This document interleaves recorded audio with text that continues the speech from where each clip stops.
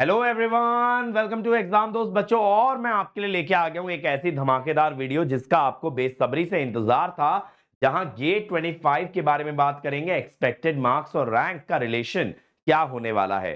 तो पहले मैं आपको बता दूं इस सेशन के अंदर मैं क्या क्या चीजें कवर करूंगा। मैं गेट 24 का रेंज ऑफ मार्क्स बताऊंगा, गेट 23 का रेंज ऑफ मार्क्स आपको बताऊंगा, और गेट 25 का एक्सपेक्टेड रैंक वर्सेस मार्क्स में आपको बताने वाला हूं। गेट 25 का for electrical and for instrumentation. तो ये सारी चीजें इस सेशन के अंदर हम लोग कवर करने वाले हैं। तो जरूर इस वीडियो को लाइक करें, शेयर करें, और चैनल पे अगर पहली बार आ रहे हैं तो चैनल को सब्सक्राइब करें। अब आप लोग ये सोच रहे होंगे कि आपके पास सर ये डेटा आया कहां से। देखो, सबसे पहली बात समझने वाली ये है कि मेरे पास जो डेटा अवेलेबल है वो आईआईटीज की तरफ से रिलीज है फॉर गेट 24 एंड गेट 2023। और इस डेटा के अंदर काफी हद तक कोरिलेशन देखने मिलता है कि वहां पे मार्क्स वर्सेस रैंक का डिस्ट्रीब्यूशन ऑलमोस्ट आइडेंटिकल था। तो मैं आपको सच्चाई बताऊं बेटा, एग्जाम से पहले और आईआईटी से बेहतर कोई ये डेटा नहीं बता सकता कि मार्क्स और रैंक का रिजल्ट क्या होगा, क्या रिलेशन होगा। बट हम लोग गेट 24 और 23 का डेटा जो आईआईटी ने रिलीज किया है उसे देख करके एक अंदाजा लगा सकते हैं कि अगर पेपर सिमिलर लेवल का बना या हल्का 19-20 भी बना, थोड़ा नीचे या थोड़ा ऊपर भी बना, तो मार्क्स वर्सेस रैंक का डिस्ट्रीब्यूशन सिमिलर रहने वाला है। और उसी आधार पे इस सेशन के अंदर मैं चर्चा करने वाला हूं। ठीक है, तो अगर आप लोग इंटरेस्टेड नहीं है इस डेटा के अंदर तो डेफिनेटली आप लोग अपना टाइम बर्बाद ना करें। इस वीडियो को देखते हुए आप अपनी पढ़ाई पे ध्यान दें। और जिन बच्चों के अंदर ये क्यूरियोसिटी है, ये क्वेश्चंस है, तो बेटा प्लीज अपने नेक्स्ट 10-15 मिनट्स इस वीडियो को दीजिएगा। मैं बहुत ज्यादा टाइम आपसे नहीं लूंगा because you are at a very crucial stage of your preparation. I don't wish to waste your time. Okay, चलिए स्टार्ट करते हैं। अब ये देखिए, गेट 24 में अगर बात करें, मेरे पास इलेक्ट्रिकल ईसी आईएन का डेटा है। तो गेट 24 में 91 से 100 तक कोई बच्चा नहीं आया। अगर बात करें ईसी की, तो ईसी में 81 से 90 में एक बच्चा था, यानी कि रैंक 1 थी। और आईएन में भी 81 से 90 पे एक बच्चा था। यानी कि गेट 24 में ईसी और आईएन में अगर आप 80 मार्क्स के ऊपर तो आपका फर्स्ट या सेकंड रैंक बन सकता था। अब 70 से 80 के बीच ईसी में सिर्फ दो बच्चे थे, यानी रैंक 2 और रैंक 3 यहां पे रहा होगा। और आईएन में आ गए 16 बच्चे, यानी कि रैंक 2 से लेकर रैंक 17 तक यहां आ गया। इलेक्ट्रिकल में 14 बच्चे, तो रैंक 1 से 14 तक। तो आप मोटा मोटी ये कह सकते हो इलेक्ट्रिकल और आईएन को देखते हुए कि अंडर 15 रैंक लाने के लिए आपको 70 मार्क्स क्रॉस करना था। और ईसी में तो टॉप 3 में आप आ जाते। फिर 60 से 70 में देखो यहां पे काउंटिंग बढ़ गई। ईसी में 32 बच्चे आ गए, यानी यहां पे एआईआर अंडर 35 आपको मिलती, अबव 60 मार्क्स।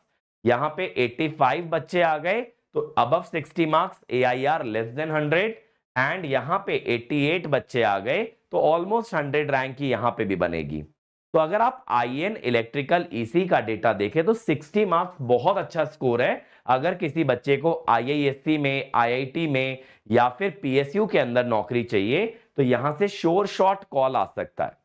तो आप जो इतना प्रेशर लेके रखते हो ना अपने कंधों पे कि ज्यादा से ज्यादा पेपर अटेम्प्ट करना है, हाई मार्क्स लेकर के आने, बेटा वैसा नहीं होता सिनेरियो। गेट के अंदर ये ब्रांचेस ऐसी हैं जहां 60 मार्क्स को एक अच्छा स्कोर माना जाता है। और 60 मार्क्स पाने के लिए अगर अच्छी एक्यूरेसी से 70-75 मार्क्स का पेपर भी आपने अटेम्प्ट कर दिया तो आप एक टॉप रैंकर बन सकते हो। तो अपने माइंडसेट को ठीक करो, फोमो के पीछे मत जाओ, लालच में मत जाओ ज्यादा से ज्यादा सवाल बनाने के। अब देखो 50 से ऊपर अगर आप आते तो यहां 200 बच्चे आ गए, यानी लेस देन 250 रैंक आ जाती 50 मार्क्स पे। यहां पे लेस देन 450 रैंक आ जाती, और यहां पे आपकी लेस देन 300 रैंक बन जाती। तो 300 रैंक आ जाती आईएन में 50 नंबर क्रॉस करके, इलेक्ट्रिकल में 450 में आ जाती, और ईसी के अंदर तो 250 रैंक में ही आप लाई कर जाते 50 नंबर के ऊपर। तो अब ये 50 नंबर के ऊपर इतनी रैंक पे क्या है, पीएसयू कॉल यहां पे भी आ जाएगा। तो 50 मार्क्स के ऊपर इन बच्चों को पीएसयू कॉल जरूर आया होगा।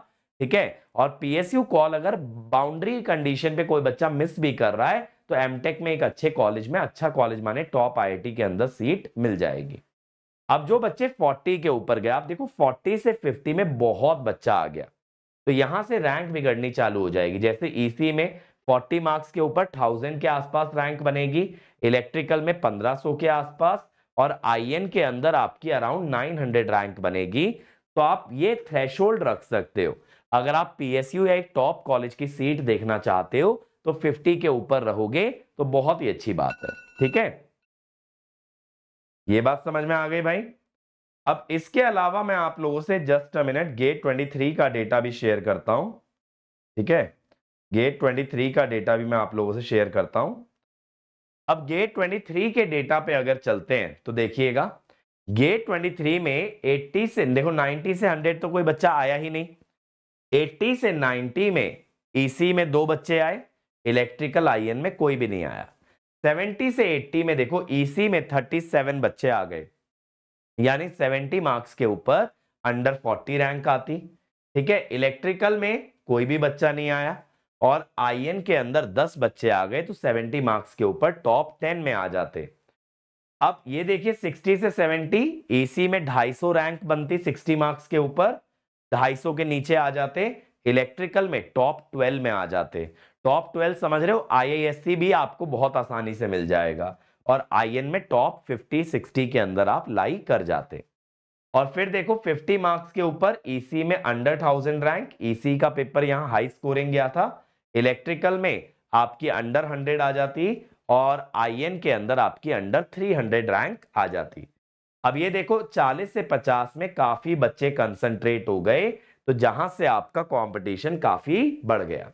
तो यहां पे भी देखो, अगर इलेक्ट्रिकल की बात करूं 50 नंबर के ऊपर एक बहुत ही अच्छा स्कोर था, 45-50 भी लाए होगे तो भी बहुत अच्छी बात है, 45 मार्क्स के ऊपर भी बहुत अच्छा स्कोर था। बट ईसी में पेपर थोड़ा इजी बनने से 60 मार्क्स एक सेफ स्कोर था। तो यहां पे देखो ईसी में 50 मार्क्स एक सेफ स्कोर था और इलेक्ट्रिकल में भी 50 मार्क्स एक सेफ स्कोर था, और यहां पे इलेक्ट्रिकल में 45 मार्क्स एक सेफ स्कोर था और ईसी में 60 मार्क्स एक सेफ स्कोर था। तो जो बच्चे अगर दोनों पेपर में कॉमन चीज देखें, देखो ईसी का 2023 का पेपर 24 के मुकाबले इजी था और इलेक्ट्रिकल का 23 का पेपर 24 के मुकाबले टफ था। बट इसमें सेफ स्कोर में कितना चेंज आया, 5 to 7 मार्क्स का। तो अगर आप एक टारगेट लेके चलते हो कि आपको 60 अबव स्कोर करना है, तो आप दोनों ही पेपर में एक बहुत अच्छी रैंक ला सकते थे। और ये इतने लो स्कोरिंग क्यों गए पेपर, क्योंकि बच्चे ना अडेप्ट नहीं कर पाते। बच्चों के माइंड में कभी आता ही नहीं कि यार पेपर टफ है, हम थोड़ी सी अपनी स्ट्रैटेजी को मॉडिफाई करके कम स्कोर टारगेट करते हैं लेकिन एक्यूरेसी अच्छी रखते हैं। तो क्या होता है जब टफ पेपर के अंदर भी आपका माइंडसेट वही रहता है ना टेस्ट सीरीज वाला, कि यार मुझे तो ना मार्क्स लेकर के आने, मुझे तो जो है 80 मार्क्स अटेम्प्ट करने, 90 मार्क्स अटेम्प्ट करने, हाई स्कोरिंग पेपर जाएगा। जब आप ऐसा सोचने लग जाते हो तो वहां से ना आपका डाउनफॉल स्टार्ट हो जाता है, क्योंकि आपने स्ट्रैटेजी को अडेप्ट ही नहीं किया। जैसे अगर यार क्रिकेट में भी बात करें तो जो भी मैच की कंडीशन है, पिच की कंडीशन है, उसके हिसाब से बैट्समैन को अपना बैटिंग स्ट्रैटेजी चेंज करना पड़ता है। सेम आप लोगों के साथ है, एग्जाम का पेपर जैसे आया उसी हिसाब से अटेम्प्ट स्ट्रैटेजी को मॉडिफाई करना जरूरी है। तो मैं ये कहता हूं बेटा, अगर गेट 23-24 के आसपास का पेपर आता है तो आप 60 मार्क्स टारगेट करिए इन तीनों ब्रांचेस के अंदर।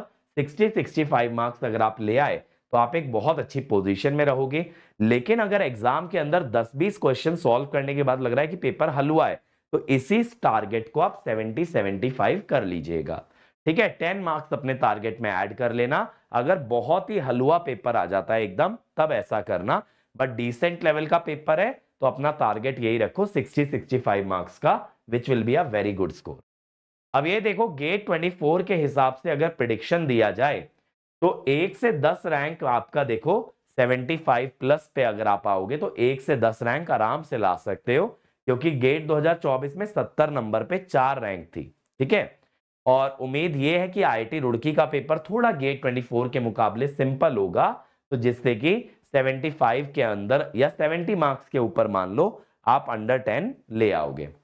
अगर आप 11 से टॉप 50 में लाई करना चाहते हो तो आप 60-70 के बीच में, जो मैंने बोला 65 के ऊपर आ गए तो टॉप 50 में आ जाओगे, और अंडर 100 में आने के लिए 60 मार्क्स का टारगेट लेके चलो। रियलिस्टिकली स्पीकिंग 60 मार्क्स के ऊपर लाओगे तो अंडर 100 रैंक आने के चांसेस काफी हाई होते हैं। फिर अंडर 200 के लिए आपको 55 का टारगेट कर लो। अगर टॉप 200 में रैंक लाना है 55 मार्क्स का टारगेट कर लेना। टॉप 500 के लिए मैं ये कहूंगा हो सकता है 45 पे आ जाए, लेकिन टारगेट आप 50 मार्क्स का लेके चलो।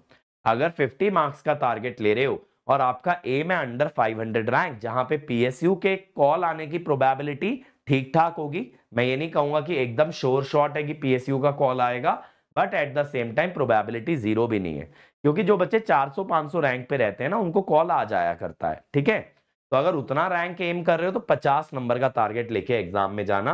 अंडर 1000 रैंक का एक्सपेक्ट कर रहे हो कि 1000 के नीचे आ जाए, ठीक ठाक आईआईटी मिल जाए, नया आईआईटी मिल जाए या कोई टॉप एनआईटी मिल जाए आपको, तो बेटा इसी के अंदर आप अराउंड 40-45 मार्क्स का टारगेट करके जाइए। ठीक है, और उसके नीचे की रैंक्स पे आपकी जो अपॉर्चुनिटीज होती हैं बहुत कम हो जाती हैं।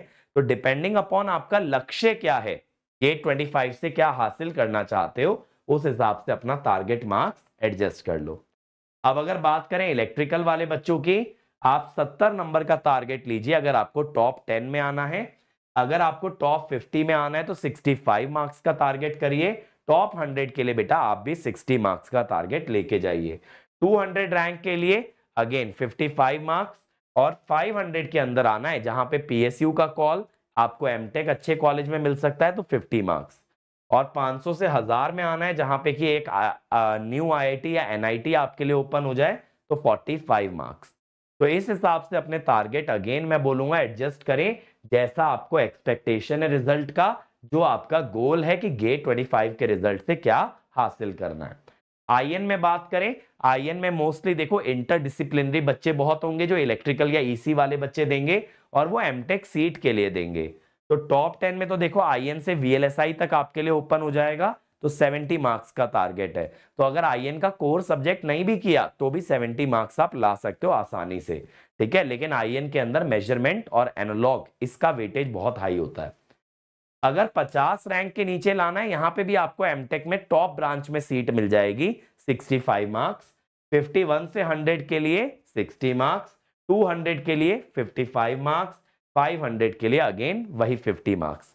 क्योंकि अगर आप देखो यार, तीनों ब्रांचेस का जो डेटा आपको मैंने दिखाया 23-24 का, उसमें हार्डली 5 नंबर ऊपर नीचे होगा सेम रैंक के लिए। तो आप यही मान के चलो कि सेफ स्कोर के लिए, अब अगर मैं समराइज कर दूं, टॉप 10 में रैंक लाना है तो अक्रॉस ब्रांचेस आप 70 अबव स्कोर करने का सोचो। टॉप 100 में रैंक लाना है तो आप श्योर शॉट 60 मार्क्स के ऊपर आने का सोचो। टॉप 500 में आना है अबव 50 मार्क्स आने का सोचो, और टॉप 1000 में आना है तो 45 मार्क्स लाने का सोचो। टॉप 10 का मतलब है मनचाहा पीएसयू, मनचाहा कॉलेज आपको मिल जाएगा। टॉप 100 का मतलब है एक बार के लिए आईआईएससी थोड़ा अप डाउन हो सकता है, उसमें इंटरव्यू पे चीजें निर्भर करेंगी, बट उसके अलावा सब कुछ मिल जाएगा। टॉप 500 का मतलब क्या हुआ, टॉप 500 में हो सकता है एक आध कॉलेज की टॉप ब्रांच आपके लिए बंद हो जाए, हो सकता है एक या दो पीएसयू के अंदर आपको ना चांस मिल पाए, बट बाकी की सभी अपॉर्चुनिटी खुलेंगी। और टॉप 1000 में मतलब 500 से 1000 की रेंज में आपको किसी पीएसयू का कॉल आ सकता है, और फिर आपका फोकस न्यू आईआईटीज या फिर टॉप आईआईटी में टॉप ब्रांच ना लेने का हो, यानी कि टॉप आईआईटी में कोई इंटरडिसिप्लिनरी ब्रांच, कोई नई ब्रांच लेने का हो तो मिल जाएगा, या अगर आपको बेस्ट ब्रांच चाहिए तो नई आईआईटी को आप टारगेट कर सकते हो। जैसे कोई सोचे वीएलएसआई चाहिए, पावर इलेक्ट्रॉनिक्स चाहिए, तो नई आईआईटी में मिल जाएगी।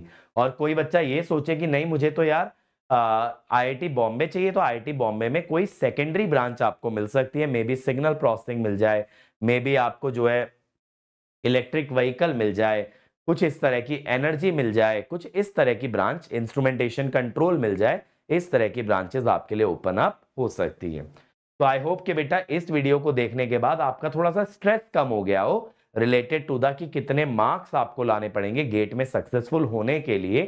थोड़ा रियलिस्टिक टारगेट लेके चलो, इससे डेफिनेटली आपकी एक्यूरेसी सुधरेगी, क्योंकि आप जब बहुत हाई एम करते हो ना तो आपकी एक्यूरेसी सफर कर जाती है, ज्यादा अटेम्प्ट करने के चक्कर में आप क्वेश्चन सही नहीं कर पाते हो।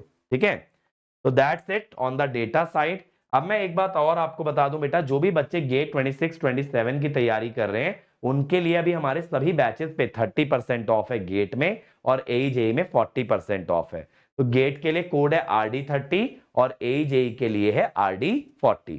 तो मैं आपको बैचेस भी दिखा दूं बेटा। गेट के लाइव बैचेस में देखो सब्सक्रिप्शन है, सब्सक्रिप्शन में GATE, ESC, AE JE, electrical, EC, IN, comprehensive, crash test series सब आता है। और अगर सिर्फ गेट का बैच चाहिए लाइव बैच, तो देखो 2026 के दो बैचेस हैं, एक इलेक्ट्रिकल का है संकल्प, ईसी का है अल्फा, और 27 के दो बैचेस हैं नीव और इलेक्ट्रॉन। इसमें मैं सभी में डिजिटल पढ़ा रहा हूं, अभी कॉम्बिनेशनल लॉजिक चल रहा है। इस वीक के अंदर हम लोग सीक्वेंशियल स्टार्ट करेंगे। अब रिकॉर्डेड बैचेस में जाओगे तो गेट एंड ईएससी का रिकॉर्डेड कोर्स है, जिसमें गेट वाला पार्ट रिकॉर्डेड है, ईएससी वाला लाइव होगा। गेट का रिकॉर्डेड बैच है जिसमें गेट 2025 वाले आपको सारे रिकॉर्डेड वीडियोस मिल जाएंगे, और कोर या फिर सिर्फ नॉन कोर सब्जेक्ट भी आप परचेज कर सकते हो। और यहाँ पे आईएन का भी रिकॉर्डेड बैच है बेटा, इसको भी ले सकते हो। इन सभी पे 30% ऑफ है using RD30। Subject wise courses पे 30% ऑफ है यूजिंग RD30। एजेई कोर्सेज में देखो आरआरबी जेई 25 का बैच है, इलेक्ट्रिकल और ईसी, इलेक्ट्रिकल का राजधानी, ईसी का शताब्दी, फ्लैट 40% ऑफ है। सीबीटी 2 जो बच्चे देना चाहते हैं सीबीटी 1 के बाद, उनके लिए भी 40% ऑफ है यूजिंग RD40। अगर आपको सभी एग्जाम्स की तैयारी करनी है तो आप महापैक लीजिए, इसमें सारे कोर्स आ जाएंगे, चाहे आरआरबी चाहे एसएससी सब कुछ आ जाएगा। और एसएससी की तैयारी करनी है तो एसएससी के बैच पे भी 40% ऑफ है using RD40। So that's it from my side. I'll see you again in the next video. Thank you for watching.